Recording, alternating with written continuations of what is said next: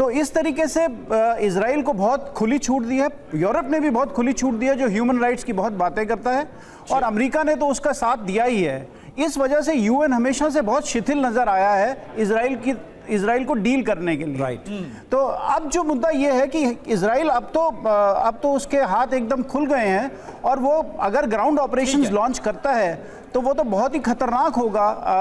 अंदर घुस के अगर गाजा में करता है तो उसमें तो बहुत तमाम लोग मर जाएंगे। बिल्कुल, और वो हम देख भी रहे कि कैसे अभी जो तमाम स्ट्राइक हो रही है इसमें आम लोग भी मारे जा रहे हैं। इस बीच आप देखिए एक और बड़ी खबर, जंग के बीच फ्रंट लाइन पर पहुंचे इजरायली रक्षा मंत्री। गाजा पर इजरायली रक्षा मंत्री गैलेंट का बयान सामने आया। गाजा कभी फिर पुराने हालात में नहीं लौटेगा। हमास के खिलाफ सेना की पूरी छूट दे दी गई है। सेना को हमले के लिए इजरायली सेना पर भी शर्तें हट गई हैं।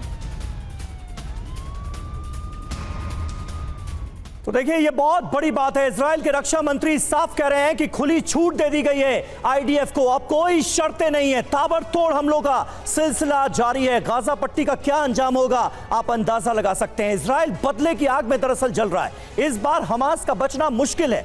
इजरायली रक्षा मंत्री योव गैलेंट ने और क्या कहा है, आइए हम आपको इंफॉर्मेशन वॉल के जरिए दिखाते हैं। बहुत महत्वपूर्ण ये बयान है उनका। वॉर फ्रंट पर पहुंचे इजरायली रक्षा मंत्री योव गैलेंट क्या कह रहे हैं उस पर जरा ध्यान दीजिए। हमास को मिट्टी में मिलाने की कसम खा ली गई है। अब गाजा पहले जैसा कभी नहीं रहेगा। हमास को पछताना पड़ेगा। जो हमास ने किया है उसका अंजाम भुगतना पड़ेगा।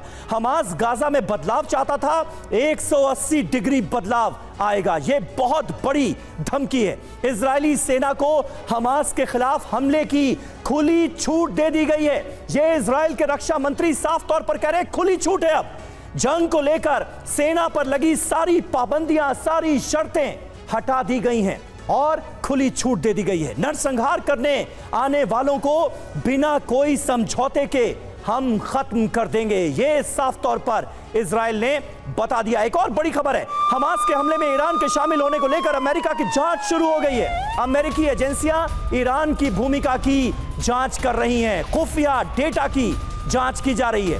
खुफिया एजेंसियों को जांच का जिम्मा सौंप दिया गया है। हमास को ईरान से मदद मिलने का बड़ा आरोप लग रहा है और अब इस आरोप की जांच कर रहा है अमेरिका। तमाम खुफिया डेटा जुटाया जा रहा है और अमेरिकी एजेंसियां ईरान की भूमिका की जांच शुरू कर चुकी हैं।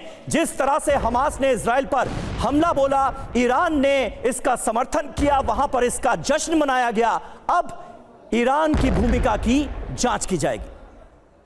तो आप देखिए, इजराइल, अमेरिका समेत कई मित्र देशों को हमास के हमले में ईरान से मदद मिलने का शक है। पहले हमास के कुछ नेताओं ने ईरान से हथियार मिलने की बात कबूली, लेकिन बाद में मुकर गया। ईरान ने भी कहा कि उसने हमास की कोई मदद नहीं की, लेकिन अब अमेरिका ईरान की साजिश का सच पता लगाने में जुट चुका है। अब हमले में भी ईरान शामिल है क्या, बड़ा सवाल। दरअसल अमेरिकी एजेंसियां ईरान की भूमिका के सबूत लगातार तलाश रही। अमेरिका अपने डेटा स्टॉक की जांच का जिम्मा खुफिया विंग को दे चुका है। मिली सूचनाओं के आधार पर ईरान से जुड़े नए सबूत की तलाश है। अमेरिका का आधिकारिक बयान है, फिलहाल ईरान के खिलाफ कोई सबूत नहीं है। इजराइल को पहले से हमले का अलर्ट मिलने को लेकर भी शक जाहिर किया गया। इसके अलावा इजराइल भी हमले में ईरान के शामिल होने से सबूत लगातार तलाशता हुआ नजर आ रहा है। और हमारे साथ प्रोफेसर सतीश भी हैं। प्रोफेसर सतीश, मेरा सवाल आपसे है कि देखिए, ईरान तो लगातार अभी जो समर्थन है वो हमास का कर ही रहा है, लेकिन अब ये जो बात कही जा रही कि ये भी जांचा जाएगा कहीं ईरान शामिल तो नहीं है जो हमास ने 7 अक्टूबर को हमला किया था। कैसे आप इसको देख रहे हैं, शक को?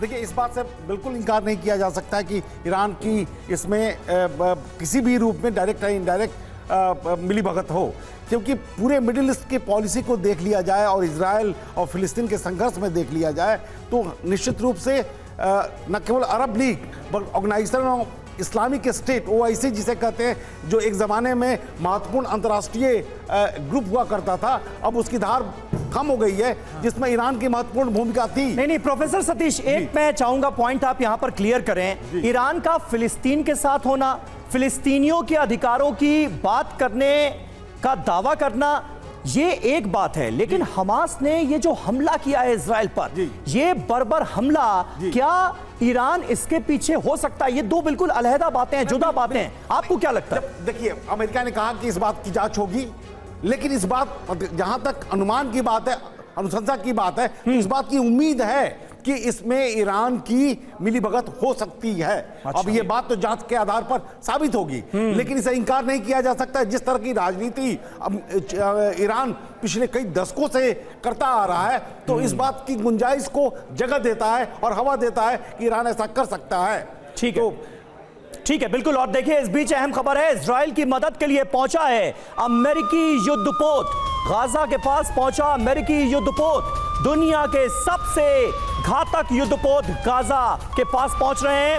यूएसएस जेराल्ड फोर्ड सबसे घातक युद्धपोत माना जाता है और उसकी आमद हुई है। अब इजराइल की मदद के लिए जिस तरह से अमेरिका अपनी नेवल ताकत को उतार रहा है, इसने कई देशों के माथे पर शिकन ला दिया है। तुर्की भी भड़का हुआ है इस डिप्लॉयमेंट से। और देखिए, इस बीच एक और बड़ी खबर, अमेरिका दूसरा वॉरशिप भी इजराइल भेज सकता है। जो खबर आ रही है, अमेरिकी सेना के बड़े अधिकारी ने इस बारे में संकेत दिए। भूमध्य सागर में 2 वॉरशिप्स की तैनाती का प्लान है। हालात के मुताबिक अमेरिका फैसला लेगा। एक वॉरशिप पहले से ही जो एयरक्राफ्ट कैरियर है वो पहुंच चुका है गाजा के बिल्कुल पास, और अब खबर आ रही है कि अमेरिका एक और जो वॉरशिप है वो भेजेगा।